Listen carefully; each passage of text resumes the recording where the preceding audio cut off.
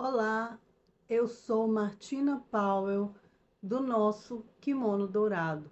Sejam muito bem-vindos à nossa terceira aula. Nas últimas aulas, conversamos sobre o apocalipse silencioso e o luto das referências. Refletimos sobre como muitas pessoas estão vivendo perdas coletivas sem perceber e como a sensação de instabilidade tem aumentado em praticamente todas as áreas da vida. Hoje vamos falar sobre uma das fases mais conhecidas do luto, a negação. Quando ouvimos essa palavra, muitas vezes pensamos em alguém que se recusa a aceitar a morte de uma pessoa querida. Mas a negação não acontece apenas diante da morte. Ela aparece sempre que uma realidade difícil bate à nossa porta.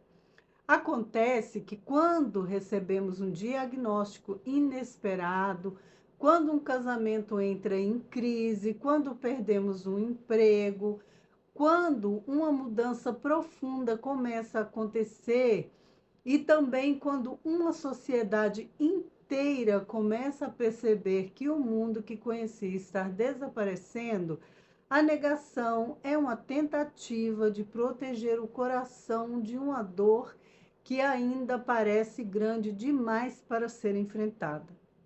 O problema é que aquilo que nos protege por um tempo pode nos impedir de amadurecer se permanecermos presos nele.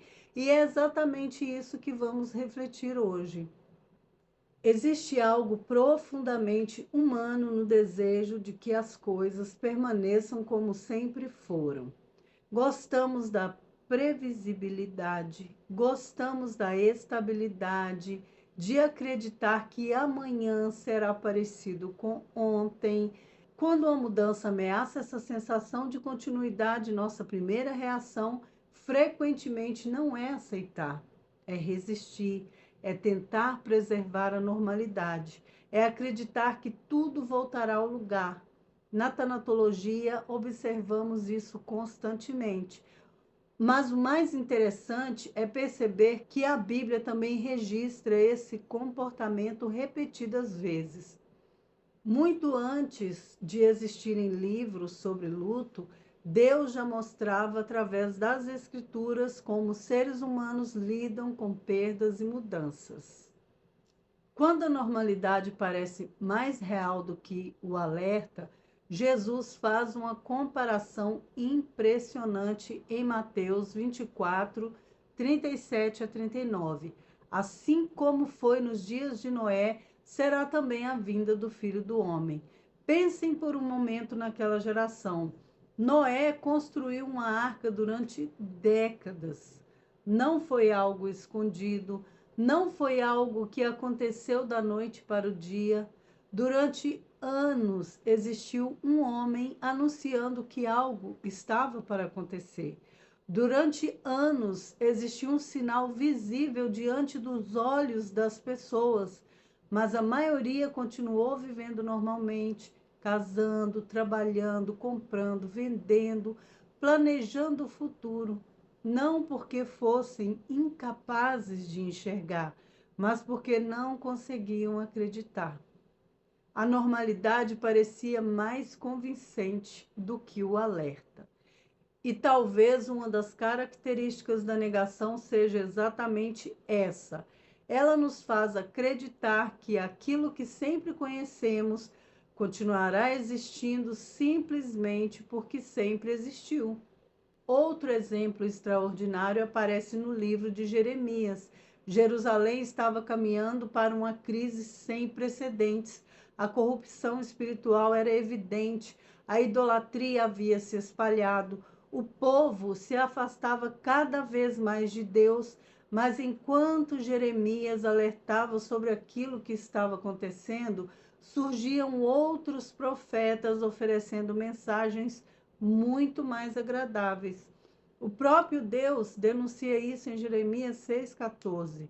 Curam superficialmente a ferida do meu povo, dizendo: paz, paz, quando não há paz. Observe algo importante: o problema não era apenas a mentira. O problema era que aquelas mensagens eram exatamente aquilo que as pessoas queriam ouvir.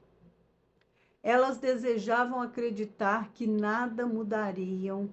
Elas desejavam acreditar que tudo continuaria igual. Desejavam acreditar que a estabilidade seria preservada. A negação quase sempre procura mensagens que confirmem aquilo que ela deseja ouvir. Embora os cenários sejam diferentes, o comportamento humano continua sendo o mesmo. Quando algo ameaça nossa sensação de segurança, frequentemente reagimos tentando minimizar o problema. Dizemos: isso sempre aconteceu, não é tão grave assim, logo tudo melhora, daqui a pouco tudo volta ao normal. E às vezes essas frases são verdadeiras, mas outras vezes elas são apenas uma forma de evitar uma realidade desconfortável. E é aqui que a tanatologia oferece uma contribuição importante. Ela nos ajuda a reconhecer quando estamos usando a negação para evitar uma dor que ainda não conseguimos enfrentar. Existe também uma forma espiritual de negação. Ela acontece quando confundimos esperança com recusa em enxergar a realidade. Mas Jesus nunca ensinou esse tipo de fé. Em Mateus 24:6, ele nos alertou falando sobre guerras e rumores de guerra. Ele disse: vede, não vos assusteis. Perceba o que Jesus não disse. Ele não disse para ignorar os acontecimentos. Não disse para fingir que nada estava acontecendo. Não disse para fechar os olhos à realidade. Ele disse para enxergar a realidade sem ser dominado por medo. E essa é uma diferença enorme, porque a fé bíblica não exige cegueira, ela exige confiança. Existe um versículo que considero extremamente relevante para os nossos dias. Em 1 Crônicas 12:32, lemos sobre os filhos de Issacar, homens que tinham entendimento dos tempos para saber o que Israel devia fazer. Eles não eram elogiados porque sabiam prever o futuro, eram elogiados porque conseguiam compreender o presente, conseguiam interpretar corretamente aquilo que estava acontecendo ao redor deles. Talvez essa seja uma das habilidades mais necessárias para o cristão contemporâneo: discernir os tempos, não viver em pânico, mas também não viver em negação, não viver aterrorizado, mas também não viver anestesiado. E uma das armadilhas mais comuns da negação é transformar a esperança em nostalgia. A nostalgia olha para trás, a esperança olha para frente. A nostalgia tenta recuperar aquilo que passou. A esperança aprende a caminhar confiando em Deus, mesmo quando não consegue enxergar todos os detalhes do caminho. Por isso, Jesus nunca chamou os seus discípulos para viver olhando para trás. Pelo contrário, quando fala sobre os últimos dias, ele constantemente chama seu povo à vigilância. Marcos 13:33 diz: olhai, vigiai e orai.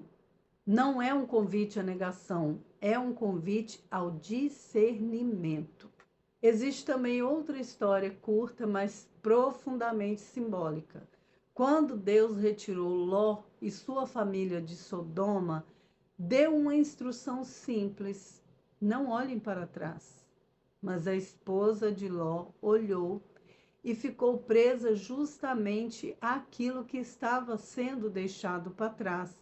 Jesus faz referência a esse episódio em Lucas 17:32. Lembrai-vos da mulher de Jó.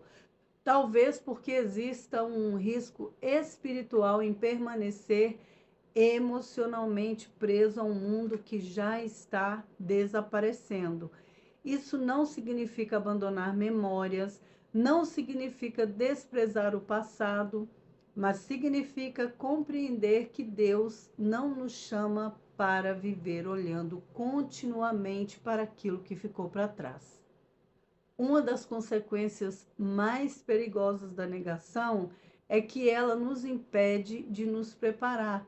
Nos dias de Noé, aqueles que negaram os sinais não se prepararam. Nos dias de Jeremias, aqueles que ignoraram os alertas não se prepararam. E ainda hoje acontece o mesmo. Quando nos recusamos a reconhecer uma realidade, também deixamos de responder a ela de forma sábia. É por isso que o discernimento é tão importante. Por que reconhecer uma mudança não significa concordar com ela. Significa apenas admitir que ela existe. E somente quando reconhecemos a realidade podemos agir com sabedoria. A esperança cristã não depende da normalidade. Talvez essa seja a principal lição dessa aula. A esperança cristã nunca esteve baseada na estabilidade deste mundo. Nunca esteve baseada em governos. Nunca esteve baseada em sistema. Nunca esteve baseada em instituições humanas. Ela sempre esteve baseada em Deus. Por isso, Hebreus 10, 23 nos convida: retenhamos firmes a confissão da nossa esperança, porque fiel é o que prometeu. Nossa esperança não depende de que tudo volte a ser como antes. Nossa esperança depende da finalidade de Deus, e isso muda completamente a forma como atravessamos os tempos difíceis. Gostaria de encerrar essa aula com uma pergunta. Existe alguma área da sua vida em que você ainda esteja esperando recuperar exatamente a realidade que existia antes? Talvez uma situação familiar, talvez a sua igreja como era antes, talvez uma expectativa em relação à sociedade, talvez uma visão de mundo, uma segurança que já não existe. Reconhecer uma perda não significa abandonar a esperança. Significa apenas aceitar que algumas coisas mudaram e somente quando aceitamos a realidade podemos permitir que Deus nos ensine a caminhar dentro dela. Muito obrigada por ter caminhado comigo nesta terceira aula e na próxima aula vamos falar sobre um dos lutos mais delicados dos últimos dias, o luto que nasce dentro da própria igreja. Por que tantos cristãos estão feridos? Porque muitos perderam a confiança em líderes e instituições? E como atravessar essa dor sem permitir que ela destrua a sua fé? Eu sou a Martina Powell, do nosso Kimono Dourado. Que Deus abençoe você e que Ele lhe conceda discernimento para reconhecer os tempos em que vivemos, coragem para enxergar a realidade e sabedoria para permanecer firme enquanto tantos escolhem a negação. Até a próxima aula.